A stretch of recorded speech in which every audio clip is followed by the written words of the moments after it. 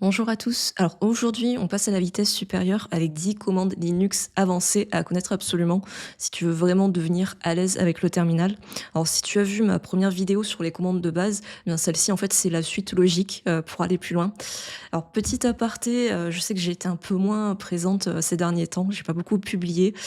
Mais vous êtes toujours là à regarder, à liker, à commenter mes vidéos. Alors merci beaucoup pour votre soutien. Et sachez qu'en parallèle, en fait, je bosse sur une autre chaîne YouTube, dans un domaine qui me passionne. Je vous en parlerai, sûrement bientôt. Donc je vais continuer à poster, des vidéos sur le développement web dès que je peux et en parallèle, je vais, développer aussi, ma seconde chaîne YouTube. Alors on revient sur notre sujet, du jour sur les commandes Linux, avancées, c'est parti. Alors, comme vous pouvez le constater, j'ai déjà ouvert, mon terminal Linux. Alors ce que je vais faire, alors je vais faire un ls pour voir ce que j'ai. En fait, j'ai créé un dossier que j'ai appelé, terminal avance. Alors avance, ça s'écrit avance en français. Et en fait, ce dossier, c'est mon répertoire parent, en fait. Mon répertoire parent qui va contenir des sous-dossiers et des fichiers et en fait, je vais utiliser ces données. Alors je vais vous montrer, l'arborescence, voilà, elle est ici. En fait, je vais utiliser ces différents fichiers pour faire la démonstration de mes différentes commandes. Alors, je vais pas tout utiliser, il y a des fichiers qui nous serviront pas, mais voilà, en gros, pour vous montrer, donc c'est mon terminal, mon répertoire, pardon, parent, terminal Avance, qui contient 4 sous-dossiers que voici, et chaque sous-dossier contient un fichier. Alors, je vous propose de rentrer dans le vif du sujet et de voir directement la première commande. Donc la première commande qu'on va voir, c'est la commande grep. Donc c'est une commande qui permet de rechercher en fait un mot dans un fichier. Donc là, par exemple, ce que je vais faire, alors je vais faire ls, je vais aller dans mon sous-dossier logs, parce que dedans j'ai un fichier, voilà, error.logs, et je vais dire, je vais utiliser ma commande grep, et je vais dire, alors je vais peut-être vous montrer dans un premier temps ce que contient mon fichier error.log. Voilà. Donc là, en fait, j'ai un ensemble d'informations, un ensemble de lignes, en fait, avec des erreurs, des informations, des warnings. Ce que je vais faire, donc j'ai envie de chercher le mot error dans ce fichier. Donc je vais faire grep error, error dans mon fichier erreur.log.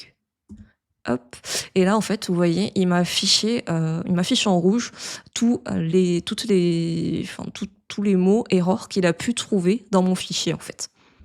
Alors là, je l'ai fait en me plaçant directement dans le sous-dossier, enfin dans le sous-dossier logs qui contenait directement mon fichier error.log, mais je peux aussi le faire directement dans mon dossier parent. Donc je vais revenir dans mon dossier parent et je vais faire grep -r, et là je vais taper error. Pourquoi le R? Le R en fait pour récursive.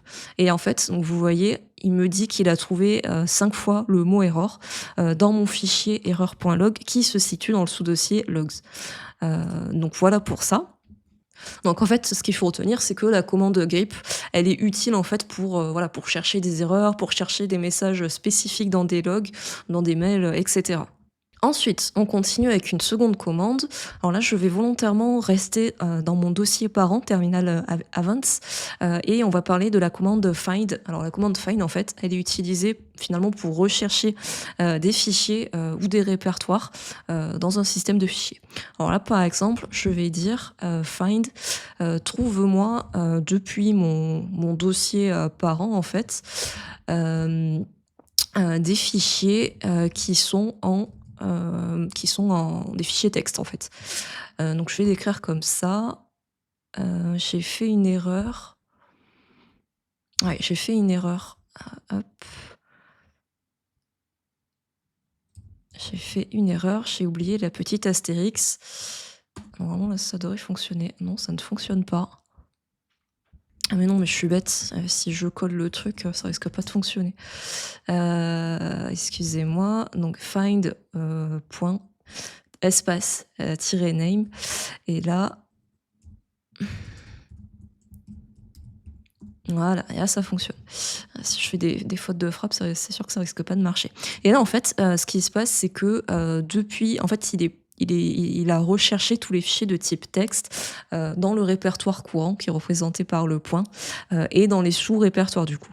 Et là vous voyez donc il affiche tous les fichiers de type texte et juste avant on a le sous-répertoire qui s'affiche et qui nous montre finalement dans quel sous-répertoire notre fichier texte se situe. Donc c'est très pratique en fait pour trouver un fichier perdu. Alors ensuite, on va parler de la commande AWK. AWK. Donc c'est une commande qui est très utile en fait pour on va dire extraire des informations d'un fichier ou par exemple on va pouvoir lire un fichier ligne par ligne ou colonne par colonne. Donc c'est très utile. Donc là par exemple pour faire la démonstration de cette commande, alors, je vais aller dans le sous-dossier data et je vais vous montrer ce que contient mon fichier utilisateur.csv.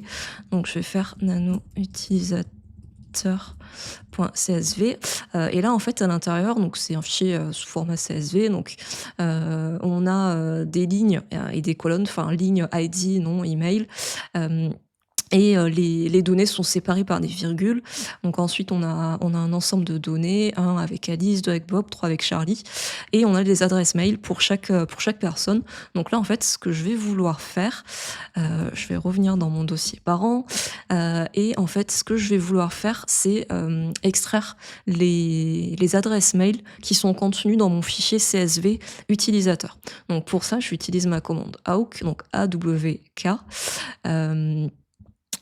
Ensuite, alors, -f, pourquoi -f? En fait, -f, pardon, virgule. Donc ça, en fait, ça permet de dire que dans mon fichier utilisateur.csv, finalement, ce qui délimite, en fait, le séparateur, pardon, de tous mes champs, le champ ID, le champ nom et le champ email, il est fait à l'aide d'une virgule. Donc ça permet de dire que la virgule est utilisée comme séparateur de champs. Ensuite, je vais écrire print print 3 pour la simple et bonne raison que en fait on lui indique en disant ça que on veut uniquement extraire les données issues du troisième champ. Et si vous vous souvenez bien, en fait, le troisième champ, en fait, c'est la troisième colonne, et c'est cette colonne qui contenait les adresses mail. Alors data utilisateur. Alors, data, parce que c'est le sous-dossier, le nom du sous-dossier, et le fichier, c'est utilisateur.csv. Je vérifie que si j'ai pas fait de faute, NWK, non. Alors, data, il n'y a pas de S, tu y en as. Ok. Et là, effectivement, donc, qu'est-ce qu'on remarque? On remarque qu'il m'a bien extrait uniquement le troisième champ de mon fichier utilisateur.csv qui contenait mes adresses mail. Donc on n'a pas, il a bien fait ce que je lui ai demandé en fait. On n'a pas l'ID, on n'a pas le nom.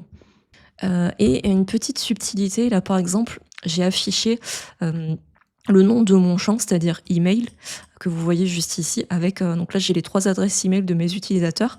Mais si par exemple j'ai juste envie d'afficher seulement les données et pas le nom de mon champ, donc je peux décider en fait d'ignorer en fait l'entête de mon fichier CSV. Et pour ça, donc qu'est-ce qu'il faut que je fasse? Il faut que je rajoute dans ma condition nr est supérieur à 1. Ah mince, je me suis trompée. Ok, hop. Voilà, comme ça, avec un espace. Alors pourquoi nr supérieur à 1? En fait, nr, ça veut dire que le numéro de ligne, donc nr pour number row, est supérieur à 1. Donc ce qui fait qu'il va exclure en fait la valeur du champ qui s'appelle email. Donc on va tester. Si je fais ça, et là vous voyez, donc j'ai bien uniquement les données qui étaient contenues dans mon fichier utilisateur.csv sans m'afficher le nom du champ qui était email. Donc c'est assez pratique. Donc oui, en fait cette commande elle est utilisée pour extraire des données comme des adresses mail, des noms, des valeurs numériques, pour faire des rapports simples. C'est assez intuitif à utiliser. Ensuite, on a une commande intéressante, la commande seed. Donc seed, c'est une commande qui permet de modifier du texte directement depuis la ligne de commande sans avoir à ouvrir le fichier. Donc c'est très puissant en fait pour faire des remplacements, des suppressions, des insertions. Sachant que la commande, on va dire, la plus utilisée, c'est souvent la commande de type substitution. Alors, je vais vous faire une petite démo juste là. Par exemple, si j'utilise mon fichier, le fichier qu'on a utilisé tout à l'heure, le fichier erreur.log, si j'ai envie de changer les mots erreur dans mon fichier par les mots alerte, par exemple. Donc qu'est-ce que je vais faire? Donc je vais utiliser ma commande seed. Donc là, donc S pour substitution. Alors le mot que je veux changer, c'est erreur et le nouveau mot par lequel je souhaite le remplacer, c'est alerte. Alerte comme ça, sans E. OK, ça voilà et du coup, on est dans mon fichier, on est dans le sous-dossier logs et c'est le fichier erreur.log que je veux changer. Donc je vais appuyer sur entrée et là, en fait, qu'est-ce qui va se passer?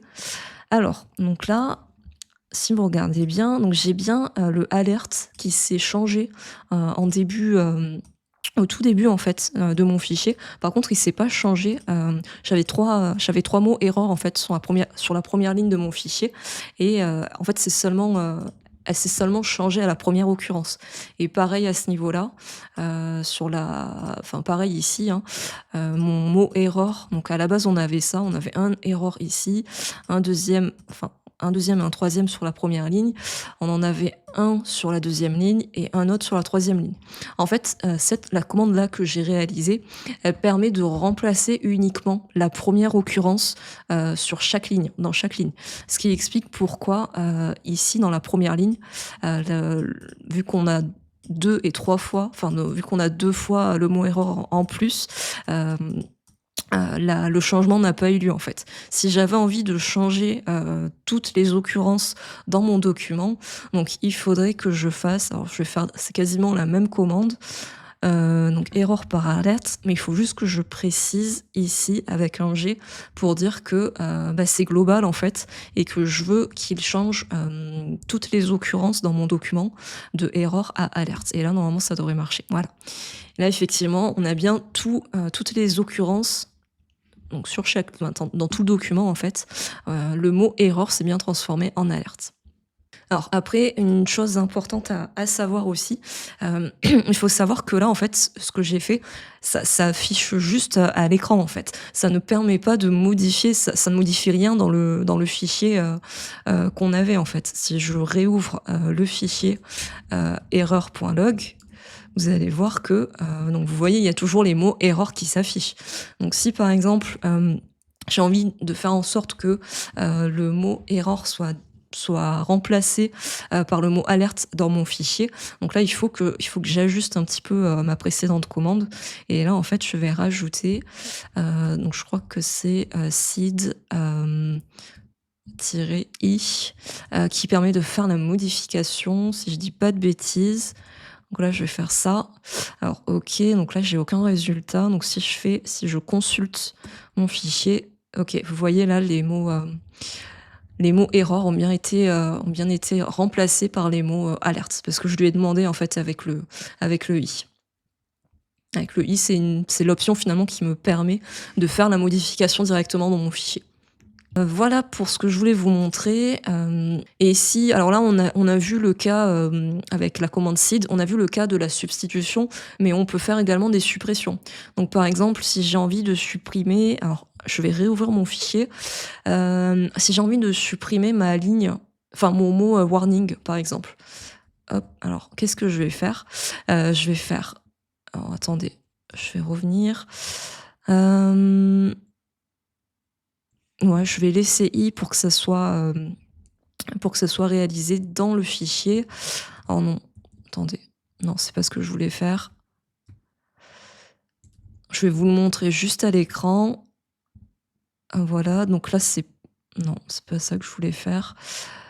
Là, il y a plus de S parce qu'on parle plus de substitution, mais de delete. Et là, par exemple, donc je vais écrire warning. Warning et là, au lieu de mettre le G, je vais mettre le D. D pour delete.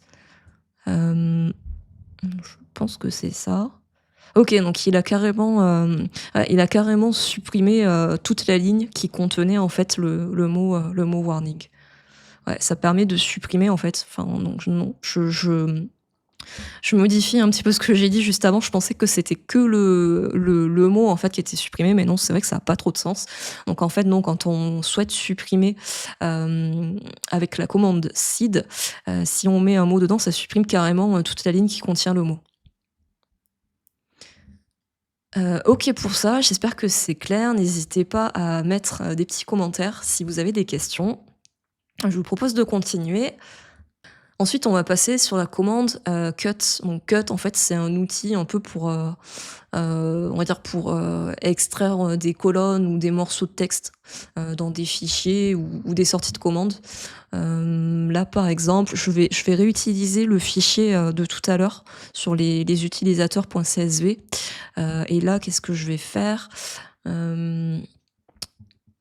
Par exemple, si j'ai envie, d'afficher uniquement, la colonne, avec les noms de mes utilisateurs, donc ce que je vais faire, c'est que je vais faire, cut tiret, D,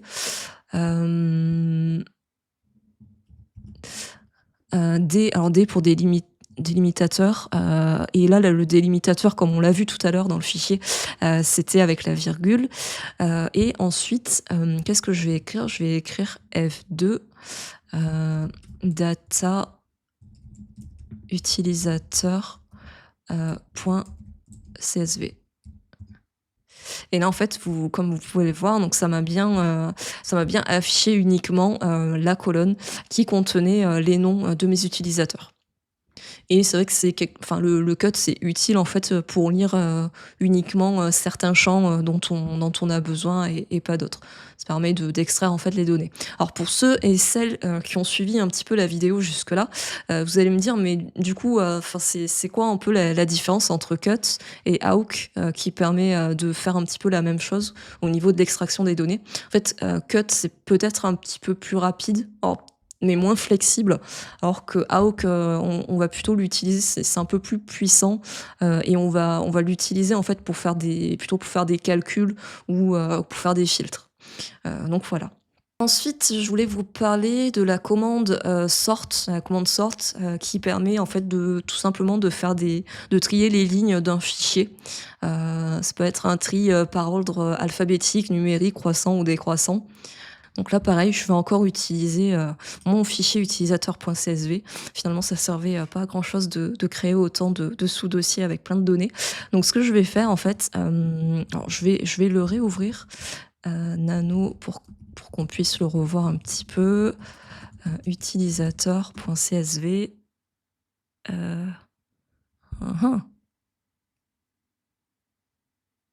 Non, je me suis trompée. Voilà, je me disais... OK, donc là, en fait, ce qu'on va vouloir faire, je vais vouloir, afficher le nom et l'email, mais je veux faire en sorte, de trier, de faire un tri par le nom. Donc ce que je vais faire, alors j'ai envie d'ignorer, l'entête, c'est-à-dire, le nom, les champs ID, nom, email. J'ai envie d'ignorer ça, donc ce que je vais faire, c'est que je vais faire, tile n plus 2.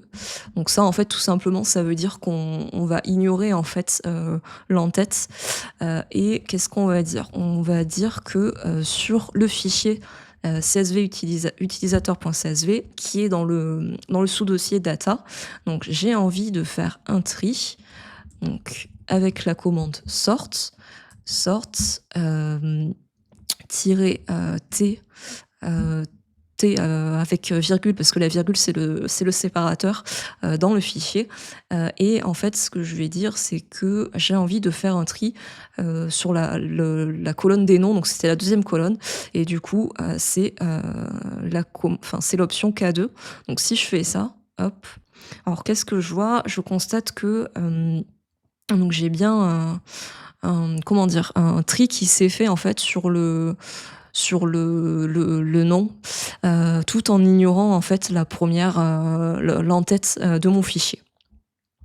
Bon là, l'exemple était peut-être pas flagrant parce que j'ai l'impression que c'était déjà trié. Alors attendez, on va faire 4, on va écrire,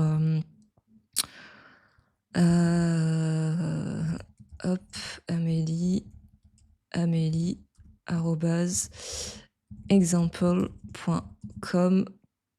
OK, contrôle O pour sauvegarder, contrôle X. Donc je vais refaire la commande puisque là, c'est vrai que le tri, c'est pas forcément, trivial de le voir.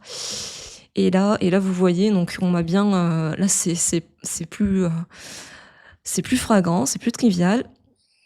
Et là, en fait, vous voyez que, le tri, c'est bien fait, au niveau des noms, enfin des prénoms, si je peux dire. Hem, donc là, Alice, Amélie, Bob, Charlie. Et le tri, c'est, à ignorer vu que je lui ai demandé, il a ignoré l'entête, de mon fichier qui est composé, des noms des différents champs. OK pour ça, j'espère que c'est clair. C'est vrai que c'est un peu moins trivial, ces commandes sont moins triviales, pardon, à utiliser, que les premières commandes, essentielles que je vous avais montrées il y a quelques mois. N'hésitez pas, hein, si vous avez des questions.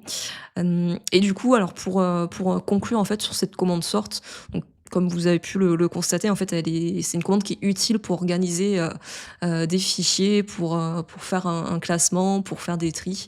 Donc voilà, on l'utilise beaucoup pour ça. Ensuite, on a la commande, alors je ne sais pas vraiment la prononcer, la commande xargs, qui permet, de prendre, des résultats en entrée en fait et de les utiliser, on va dire, comme argument pour une autre commande.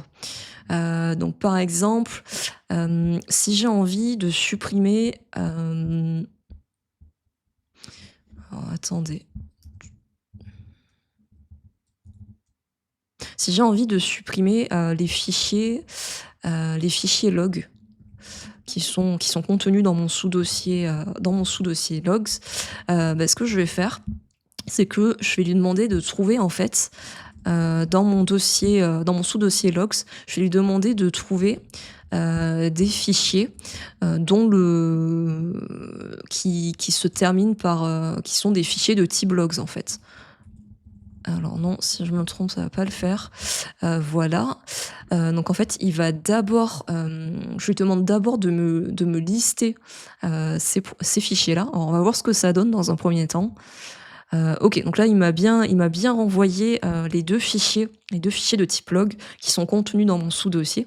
Et en fait, si j'ai envie, que ces fichiers soient supprimés, donc ce que je vais faire, c'est que je vais rajouter xargs, voilà, comme ça, et je vais lui dire, rm en fait pour supprimer, les fichiers, que je lui ai demandé de chercher, qui sont des fichiers de type log et qui sont situés dans le sous-dossier logs.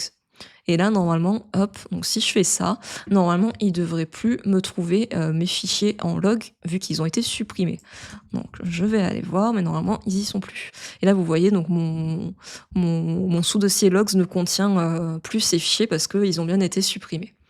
Donc cette commande, en fait, la commande, xargs, elle est assez utile pour, tout ce qui va être suppression, copier, ou traiter des fichiers, trouvés, on va dire, de manière dynamique.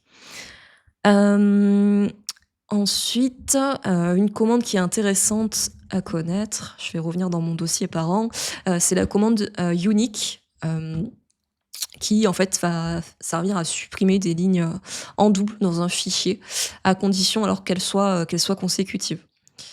Je vais juste, vérifier quelque chose. Non.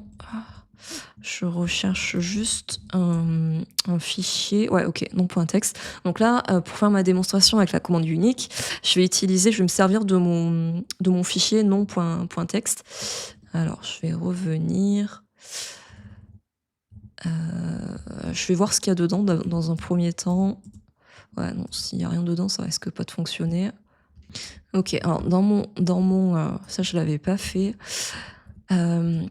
Je vais ouvrir mon fichier, nom.txt, je vais copier un ensemble de prénoms, voilà, je sauvegarde, je quitte et ensuite je vais utiliser ce fichier, pour faire ma démonstration. Alors, si je décide, de faire directement, unique, nom, point texte. En fait, avec cette commande, on ne peut donc là, qu'est-ce qui se passe? On a Alice, Bob, on a Alice une nouvelle fois, Charlie et Bob. Donc en fait, je ne sais pas si vous vous souvenez bien, de mon fichier, mais donc on a 3 fois Alice et on l'a 2 fois en fait, qui s'affiche, consécutivement et on a 2 fois le prénom Bob. En fait, avec la commande unique, si on l'écrit, de cette manière-là, comme ce que j'ai fait avant, on va seulement, ça va seulement fonctionner que sur des lignes, consécutives identiques. Donc c'est-à-dire qu'on là, en fait, il m'a supprimé, le second Alice qui apparaissait, à la suite du premier, mais il m'a pas supprimé, toutes les occurrences, en fait. Donc ce qu'il faut faire dans un premier temps, avant d'utiliser, cette commande, ce qu'il faut faire, c'est, il faut d'abord trier, donc utiliser la commande sort, il faut trier, les prénoms et une fois qu'ils sont triés, bah, là, on va pouvoir utiliser la commande unique, qui du coup, va enlever, toutes les lignes qui sont consécutives. Donc là, je trie dans un premier temps, mon fichier, nom, point texte et ensuite j'écris, unique comme ça. Donc là, en fait, qu'est-ce que je lui dis? Je lui dis dans un premier temps de trier mes noms et ensuite, une fois qu'ils sont triés, d'appliquer, la commande unique qui va supprimer toutes les occurrences. Et là, qu'est-ce que j'ai? Donc là, je me rends compte que j'ai bien, les 3 prénoms, qui apparaissent une seule fois, vu que, ils ont été triés et ensuite, toutes les occurrences, qu'il y avait ont été supprimées. Ont été supprimées pour qu'il en reste qu'une seule. Donc ça, c'est utile, enfin pour repérer tout ce qui va être, doublon et pour extraire des valeurs, uniques. Ensuite une autre commande que je voulais vous montrer, c'est la commande, TEE, T-E-E. Donc en fait, cette commande, elle permet en fait de copier ce que vous lui dites, enfin à 2 endroits en fait. À la fois, vous allez voir le résultat de la commande, sur l'écran et vous allez la voir copiée dans un fichier. Alors soit ça va être copié dans un fichier existant parce que vous lui aurez demandé, soit ça va créer justement un fichier qui n'existait pas et le résultat sera collé dedans. Alors je vais faire un exemple. Hem, je vais dire, écho, bonjour, mmh, ti, et je vais mettre salut, point texte. Donc là, en fait, qu'est-ce qui va se passer? Je vais voir apparaître, quand je vais appuyer sur entrée, je vais avoir le mot bonjour qui va s'afficher comme résultat, en fait. Hem Et je vais avoir aussi, un fichier qui s'appelle salut et qui est de type texte, qui va, être créé puisqu'il n'existe pas en fait dans mon dossier parent et ce fichier texte en fait, quand je vais l'ouvrir, je vais m'apercevoir qu'il y a le mot bonjour dedans.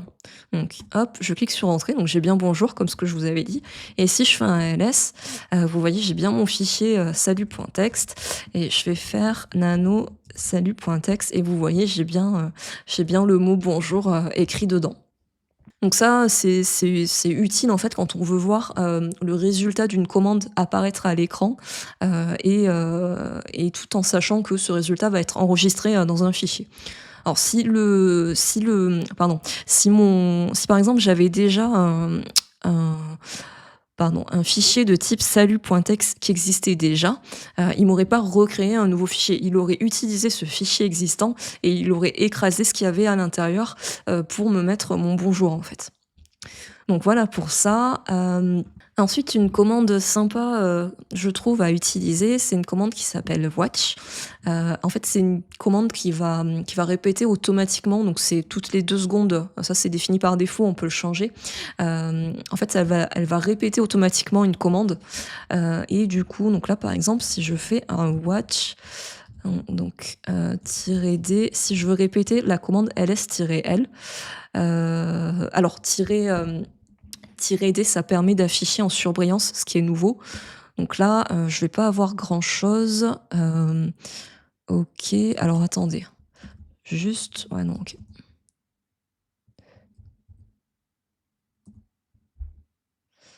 Heu, non, j'ai encore fait une erreur, bah, décidément. Hop, j'ai oublié un espace. OK. Donc là, en fait, j'affiche, donc vous voyez là, j'ai, toutes les 2 secondes, ça se met à jour et on affiche en fait, tous les dossiers et les fichiers qui sont contenus dans mon répertoire parent. On et vous voyez, on peut voir les différents droits en fait, qui s'affichent. Donc là, pour l'instant, c'est pas vraiment ce que je voulais vous montrer et ce que je vais faire en fait, c'est que je vais ouvrir un autre terminal.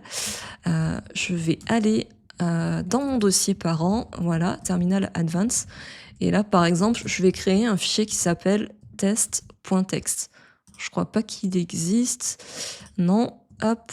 Et là, si je viens là, donc vous voyez, ça m'a bien affiché. Alors, ça me l'a affiché en surbrillance en fait. À partir du moment où le fichier était nouveau, ça me l'affiche en première fois en surbrillance pour me montrer que c'est un nouveau fichier. Et après, ça me l'affiche plus en surbrillance parce que le fichier est déjà créé quelques secondes plus tard. Donc, c'est assez. Là, par exemple, je vais créer un dossier mkdir. Je vais l'appeler test. Donc là, je vais faire entrer et là, vous voyez, de nouveau, c'est affiché en surbrillance le dossier que je viens à peine de créer. Donc voilà, c'est assez, enfin cette commande watch, en fait, elle est très pratique, en fait, pour surveiller en direct un répertoire, un fichier log ou même, une commande système, en fait. Donc voilà et pour quitter, je fais un CTRL-C. OK, donc je vais fermer le deuxième terminal que j'avais ouvert. Pareil, si vous avez, des questions sur cette commande, n'hésitez pas à me laisser des petits commentaires. Et enfin, une dernière commande que je voulais vous montrer, c'est la commande, alias. Alors je sais pas comment ça se dit, alias, qui permet de créer en fait un raccourci. Si jamais vous avez des commandes qui sont relativement longues en fait à créer, ou qu'on utilise souvent, il faut savoir qu'on peut créer des raccourcis.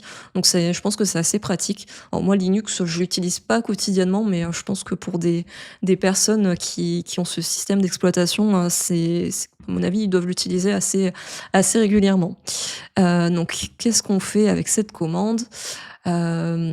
Alors, il faut savoir aussi, que les alias créés ne vont durer, que pour la session en cours, à moins de les sauvegarder, dans un fichier, spécifiquement conçu, pour ça. On va pas en parler, dans cette vidéo, peut-être que je le ferai, une autre fois. Par exemple, si, je vais faire alias, donc comment on l'utilise? En fait, mmh je vais écrire alias, watch, ls. ls en gros, on va dire que c'est le nom de mon raccourci en fait et je vais dire que, alors j'espère ne pas me tromper, hop, ls-l. OK, donc là j'ai créé mon raccourci, donc mon raccourci il s'appelle watchls et du coup si je fais watchls, qu'est-ce qui se passe? Là en fait j'ai bien relancé ma commande précédente en fait. Donc là, bon c'est vrai que j'ai utilisé, enfin j'ai créé un raccourci pour une commande qui était pas non plus hyper longue, mais c'est quand même pratique au lieu d'écrire, d'écrire une commande avec, plusieurs options, là on a juste un seul mot à écrire. Donc c'est relativement utile. Voilà ce que je voulais, te montrer, aujourd'hui, donc les 10 commandes Linux avancées qui te rendront, on va dire, la vie, plus facile. Alors la clé, c'est de les tester, par toi-même, pour bien les retenir. Donc n'hésite pas à me dire en commentaire s'il y a des commandes que tu connaissais déjà, que tu utilises souvent ou au contraire s'il y a des commandes que tu viens juste de découvrir, ou s'il y a des commandes que tu n'as pas du tout compris. N'hésite pas à t'abonner à ma chaîne et à liker, cette vidéo si elle t'a plu. Merci et à très vite sur, Marie Développe.